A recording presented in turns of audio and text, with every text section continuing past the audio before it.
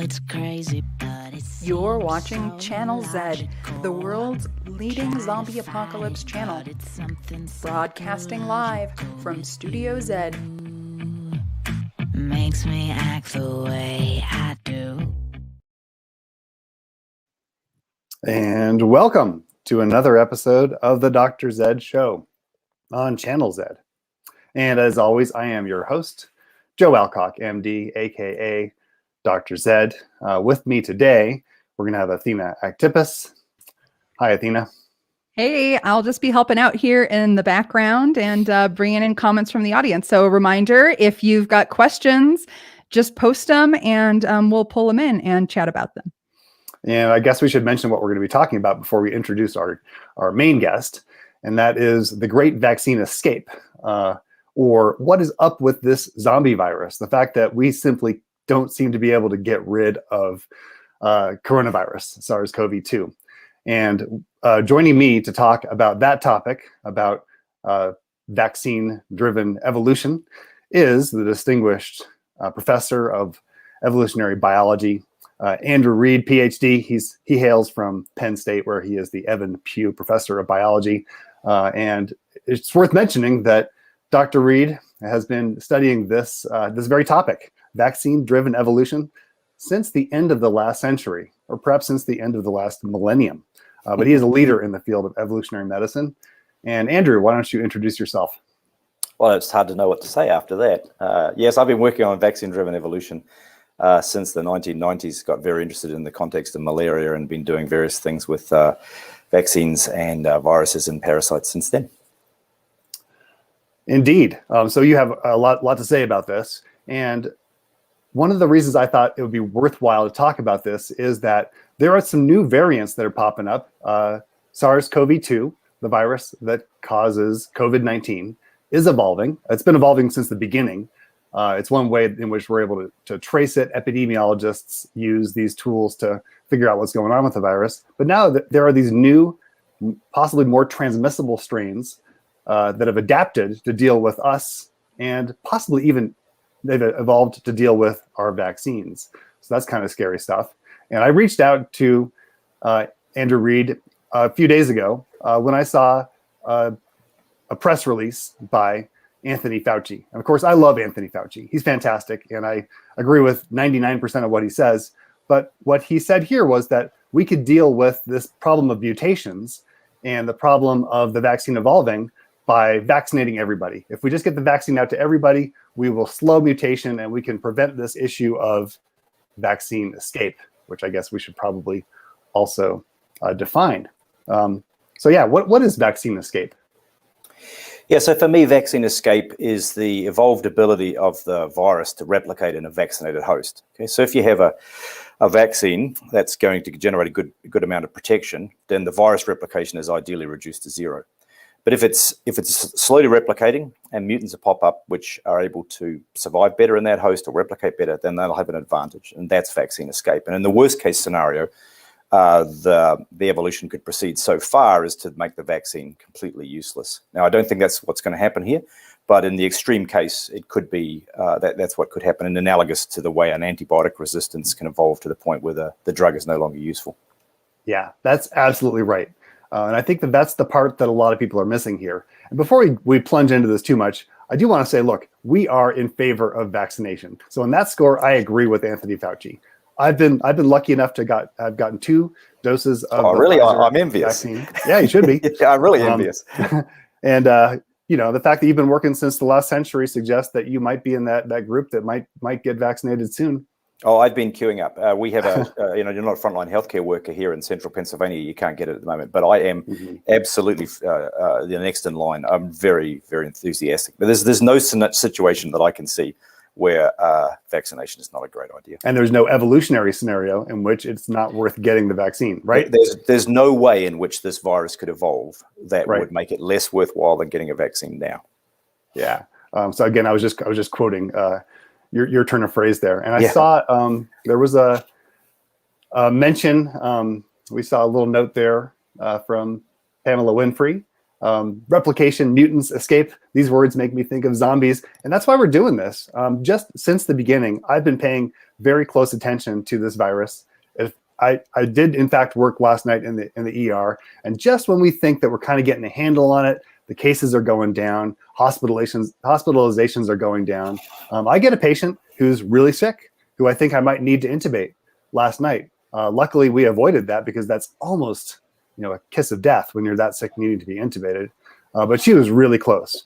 And so I admitted a patient just last night with very, very severe COVID-19 to the ICU, and we're dealing with this. And it's a good question about whether we can ever squash this virus and make it go away.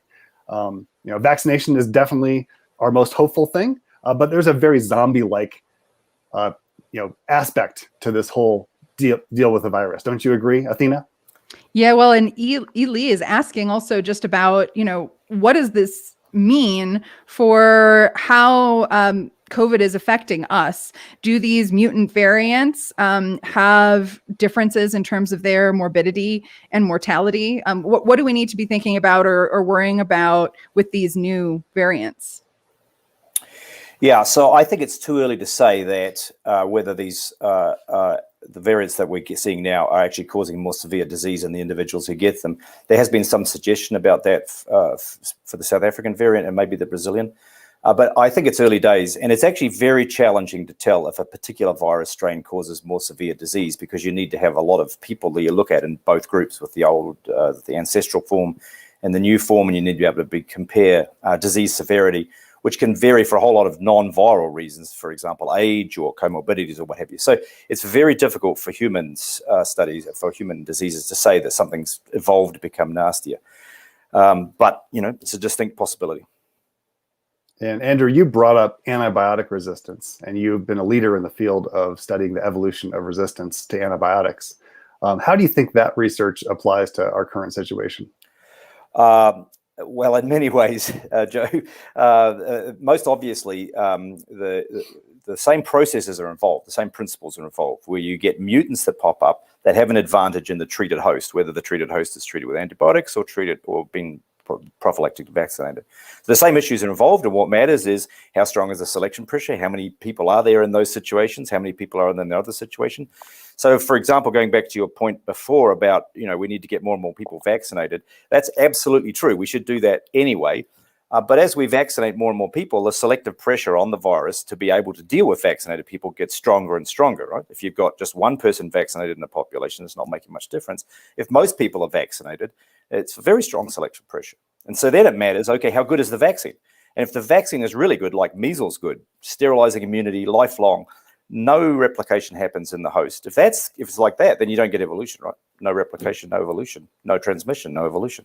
But if it's not that good, if the virus is still able to replicate in a vaccinated population, then we get evolution. And now we're into the business of, well, what would that evolution look like? How would it go?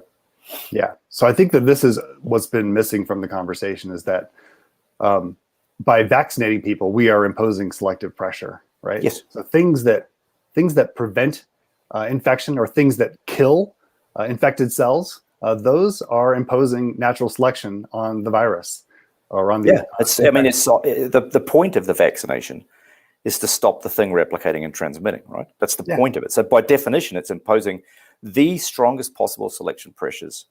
And the question is not, is the evolutionary force there? It's a question of whether the virus has the ability to respond to that force. Are there mutations there that can give it advantages? How do they spread? How do they transmit? Those are the open questions, not is vaccination going to be selecting for vaccine resistance. So one question is, can we design an evolution-proof vaccine? Yeah, so I think we've learned an awful lot from studying vaccines that have proven to be evolution-proof and those that have failed, as well as drug systems, antibiotic systems or antimicrobial drug systems where they evolve resistance or they don't. So the comparative look at all that picture tells us that what we need to do to make an evolution-proof vaccine is we need a vaccine that targets many different sites on the virus, not just a small region that can mutate, but many different regions. It's because it's very hard for an individual variant to spontaneously mutate in a variety of different places. Another thing is we would like the response that you raise to the vaccine to be different from the one I have. If a variant gets out of me, but your immunity kills it, then that's really good. And so we see that in measles, for example, or quite a few of the other vaccines, that the immune response I mount, by which I mean the B cell repertoire, T cell repertoire, my one is different from your one. And so even if it does escape me, it gets nailed by you. So those are all the sorts of things that we need to do. We also need to make sure these are very, very good vaccines so that they really do damp down on replication in a person. If they really produce good immunity, then you can't get too much virus replication. You can't get to transmissible levels. Then we're really cooking. If it's, on the other hand, just anti-disease, so it protects us from getting sick, but not from the virus replicating, then there's going to be all sorts of interesting evolution going on. I'm going to jump in here with a lightning round of questions because our comments are just, they're going wild here, proliferating. So Pam asks, are we going to need individual vaccines for each variant? And let's just do quick question answer. Yeah, I'd say maybe. What do you think, Andrew? I was going to say maybe. It could be like flu where we need to adjust the thing continuously. I'm actually a little bit more optimistic that we can get situations where we can get a vaccine, a single vaccine that can cope with a broad repertoire of variants, but we sure ain't there yet. Yeah, and right now, the Pfizer vaccine, which is the one that I got, seems to be effective against the UK variant, which is more transmissible than the ancestral SARS-CoV-2. Yeah, and Joe, I also think it's important to say that at least the mRNA vaccines, these are really good vaccines. So if you have a little bit of a slippage from 95% protection down to 90, this is great. I mean, out of the gate, we got something strong. So we got a long way to go before, even if the evolution erodes the efficacy, we got a long way to go before it erases the efficacy. That's one thing that I have pointed out earlier, is that the fact that we have this technology to make the mRNA vaccines is a real bright spot, and it's a source of optimism. Totally. And it's very easy to tweak what's in the mRNA vaccines. It's a terrific platform. Really is exciting. All right, next question. Christina asks, should people still get vaccinated if they had COVID and recovered? Short answer, yes. I would say so too. Although I don't think people who've had COVID-19 should be as high on the priority list as me. So the folks that have had it have got some level of immunity now. And so, absolutely. But, there are cases, though, of there was a case in South Africa of a patient who was simultaneously infected with 2 different strains. So there's that. But I think in terms of the priorities right now, those who've had have naturally had the infection are a great deal more protected than the rest of us. Now, from a practical standpoint, we're not doing that. We're not excluding people that have already had the infection. And nor should we. Mm-hmm. All right, and we have questions now from Pam and Liz, kind of similar. So after you get your vaccine, can you start hugging people? And Liz is asking if she can get into a mosh pit or if she should wait. And I think, Liz's point here too about like that our actions then will change the selection pressures, even after we're vaccinated. So what should we be doing from the point of view of protecting ourselves, but also from the point of view of, considering how the virus is going to continue to evolve, after most of us are vaccinated? Well, as much as I enjoy going into the mosh pit, I would say that we have to still do some of the protective behaviors that we've been doing. I think an occasional hug is probably okay, as long as you're both wearing a mask, depending on who you're hugging. But I'm not abandoning my mask. I still wear it at work. I still wear it at the grocery store. I think that that's good practice. And there may be some good evolutionary reasons also for doing some of these non-pharmaceutical interventions against the virus. What do you think, Andrew? Yeah, so first off, I'd say it's too early to say whether these vaccines are transmission blocking and fully protective. So it's just too early to know that. Right now, I think stay out of the mosh pit and keep that mask on. Going forward, I think it's going to be a lot more data. We'll have a much better idea of what's happening here. But Joe's absolutely right. Where we do have leaky vaccines, you want to be able to put other measures in place to stop transmission as well. And obviously the face masks and so forth have a big epidemiological impact, even if the vaccines are keeping us from getting sick. If we're still transmitting virus, even at low levels, the mask is going to help some more. Yeah. What's a leaky vaccine? So a leaky vaccine is sort of the opposite of measles. So measles is like if you get a measles vaccine, you never transmit these. If you respond to it well, then you never transmit measles. So sterilizing immunity, the virus can't get in or out of you. A leaky vaccine is one where some people can transmit the virus even though they've been vaccinated. Yeah. I actually have been in a mosh pit, Liz. It has happened once. Not since COVID, though. Not since COVID. We have a really interesting question here from Jessica. She's saying the original gangster virus influenced taste and smell, and sort of seemed to interfere with sickness behavior. What should we expect from new variants in terms of sickness behavior? Great question. And this really gets to the idea about what's going on with these mutants. Are they, is it neutral? And, and Fauci also says that we shouldn't worry about mutants because coronaviruses mutate all the time, and most of the mutants don't really affect any function of the virus. But I think the thing that we who have a background in evolutionary medicine pay attention to is that, okay, great, there's drift and there are neutral mutations, but some of them are functional. And these variants that we're talking about now out of the UK, South Africa, and Brazil, they are functionally different. So maybe, are they more transmissible? Are they evading B-cell immunity, or are they changing our behavior? Are they doing things to make us feel less sick, for instance? Maybe they change our senses so that we don't have sickness behavior. That's something that Athena, the two of us, have talked about quite a bit. Don't you agree?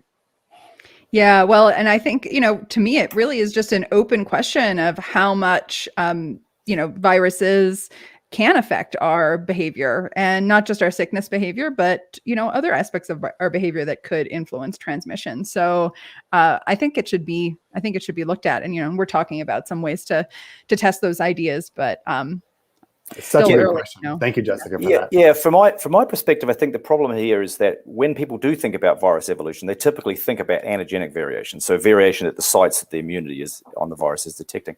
And that's an important place where evolution happens.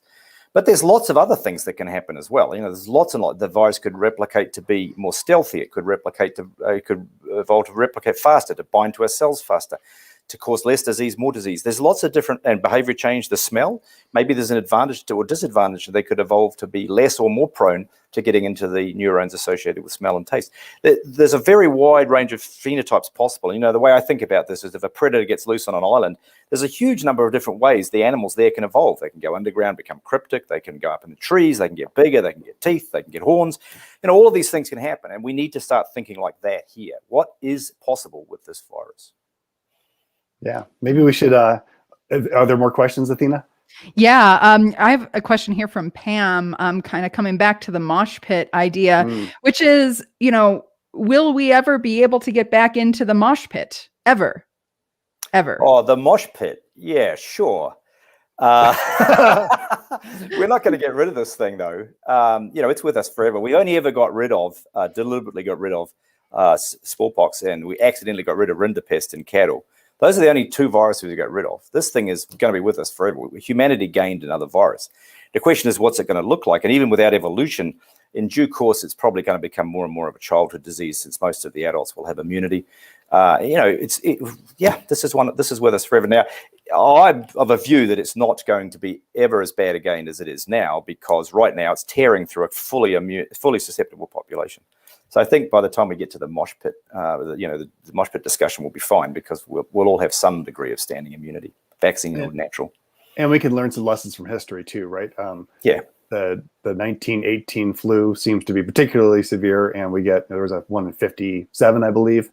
But we don't see a flu is not killing us at the rates that it did at its worst. Back in 1918. Or the rates that it killed people, societies that had never seen flu before when it first came in. Right.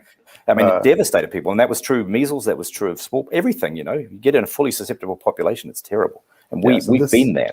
This is a question of coevolution of both the virus or the pathogen and us. So it's possible that we are going to see a less severe variant or evolved version of this virus going forward. That's what we can hope for. Actually, Ely is asking here, in general, do mutations make viruses less lethal or not? Yeah, so I think that's, you got to distinguish several things here. There's the question of when something spills over to a new host, what happens in the next little while in terms of virus adaptation? And there are lots of wildlife situations where we've had things spill in that have been extremely lethal, and then they've evolved to become less lethal. And we've had other ones that have spilled in that have not been that lethal, and they become more lethal through time. So everything is possible. In this particular case, it's really hard to say, because it's not super lethal in a case fatality sense. So most people don't die of it. And so we don't know which direction it's going to go. And in my head, that's all tied up with, would a variant that causes more severe disease be more contagious or not? We don't know enough at the moment to say that. I mean, I'm very much optimistic that there are scenarios for it to, that we'll end up with it being benign. But I actually think it's not going to be benign because of virus evolution. It's going to be benign because of immunity in the population. Yeah. More benign. I tend to agree that's a likely scenario. I'm hopeful that is true. But we can't take out the fact that with this vaccine's happening in a modern context in which we do have mRNA vaccines. So I think right now we know that the folks out of Pfizer and BioNTech are working on new versions of the mRNA vaccine that will be effective against some of these variants. And I fully expect that we're going to see maybe a yearly booster and hopefully a bunch of different vaccines that will give us some benefit. Yeah, right now I can see some mileage. If you could try to get several of these different vaccines, it would be great. And then the other thing is, to me, some of these mRNA ones are ripe for combinations too, where several different sequences are put into the same vaccine. So you get delivered a cocktail of different sequences. And that could be very helpful if the regulators are aware of it. Carlo's pointing out here that when the whole pandemic began, there was a bit of a disconnect in the way people were talking about it, saying that it wasn't any worse than the flu, which, wasn't really true anyway. But another piece of this is that there wasn't really this issue considered of susceptibility of the population. So, what does this mean for, how we deal with pandemics in general? Like, when the next pandemic comes, are we going to be in a better position to understand, what the susceptibility is and deal with it? Or do you think this is going to be a problem again, this sort of disconnect in terms of how people are thinking about it? Well, I think you're absolutely right about the disconnect, because we really did have an issue. I think there's two things with this this particular virus. There's the fully susceptible nature of the population. That's been a big deal, no question. And then the other part of it is the pre-symptomatic, asymptomatic transmission of a respiratory virus. The total nightmare combination of things. This is almost the worst possible scenario. Going forward, I do think there'll be many more of these things because none of the fundamental drivers have changed. But I do feel much more optimistic about the ability to move these vaccines fast now, because this mRNA platform is really good for adjusting things in a hurry. I feel more optimistic about the next one as a result of the last few months than I was feeling 6 months ago. And I'm going to editorialize here a little bit. One of the reasons I'm interested, besides the fact that as a human being on this planet and as a clinician working in the emergency room, but it's been very dismaying to see mostly people on the right end of the political spectrum advocating against some of these non-pharmaceutical interventions, against lockdown, against mask wearing, against social distancing, and some are even against vaccination. Simone Gold, a doctor out of Beverly Hills who famously got arrested during the Capitol riot a few weeks ago. She's been advocating against all of those things with the idea that this virus is nothing to worry about. It's a big hoax, etc. And obviously that's a bunch of nonsense. But the more attenuated version of that message that this virus is not worth changing our behavior and we should still go on cruise ships and go out to mosh pits, etc. People that have been saying that line, mostly from the right wing, they think that herd immunity is going to save us. But what we know from Brazil and out of Manaus and Amazonas in particular is that herd immunity was achieved with the ancestral virus, and now we're seeing this new variant P1, which is wreaking havoc. So we can't rely on herd immunity by itself to get over this virus. We still need to maintain some of the basic public health measures to keep it from spreading. A really interesting question here from Jessica, kind of about the psychology of pandemics. So, she's saying that throughout human evolutionary history, we've, had to deal with infectious diseases and pandemics. And, even in, ancestral times when we were hunter-gatherers, infectious disease was an issue. And she's wondering if we might kind of have a, pandemic psychology or, a psychology for dealing with infectious disease, and that somehow that didn't get activated with our current pandemic for some reason. What do you guys think of that? Do you think that it's possible that, for some people, maybe their pandemic psychology got activated and for others it didn't? Yeah, I feel like I might know something about pathogen evolution, but understanding what's going on in human minds is pretty challenging. But I would say that, for most of human history, things like hygiene weren't natural. And there's been some pretty spectacular examples in hospital settings and so forth, where it's taken a huge amount of effort to change people's behavior. So I don't really know what the natural psychology is. There's been a lot of talk about disgust and things, but a lot of behavior change has had to go along to exploit that. I don't know. Joe? I mean, I think that there are some cues to which we are attuned to. If it was like Ebola virus, where you start bleeding from your eyeballs and spraying infectious fluid from every orifice. Those are the kinds of things that we do attend to, and that we would tend to avoid. But even there, Joe, we have to do a massive amount of behavior change in Ebola settings to make that actually get. So it's not so obvious to me what's a function of modern medical understanding and what's in some sense ancestral. But at the same time, if people with COVID looked more like zombies, it probably wouldn't spread as much. Yep, absolutely. We think. But who knows? Maybe we will see the actual zombie virus next time, and we'll just want to go out and have dinner with them. Get in that mosh pit. Get in that mosh pit. That can be entertaining, right? Limbs flying everywhere. So we have some questions also here, just about how do we kind of deal with explaining what's going on with new variants, with the vaccine, to people who might be fearful. Alana asked this earlier in the show. I wanted to make sure we get to this. How do we talk to people who are afraid about vaccines, about these variants, about what they should or shouldn't be doing? Well, I'd say my first message is would be that none of these variants are reasons not to take the vaccine. The vaccine will protect to some extent against everything, and we should make the most of that. Now, the more general issue about vaccine hesitancy to me, vaccines are one of the most amazing things we've ever had in humanity. The small amount of colorless liquid injected into your arm protects you for life against measles, it's eradicated smallpox. Absolutely amazing to me. So I'm not the guy to talk to about trying to persuade minds here. Yeah, I couldn't say it better than that. So I agree. I am a huge advocate of vaccination. I think that is the way that we're going to be able to get out of this pandemic eventually, is sort of leveraging the public health measures along with these technological advances that will hopefully allow us to develop and deploy vaccines at a very rapid scale, unlike what we've ever seen before. So that is a reason for hope. I think that there is still some room for some fear, but we can avoid excessive fear. I confront coronavirus infections on a daily basis. I see the very sickest people. I've not gotten sick. So there are ways to avoid infection, even when we're dealing with the worst possible scenarios. So hopefully it'll stay that way, and I won't get sick, in a combination of mask wearing and vaccination.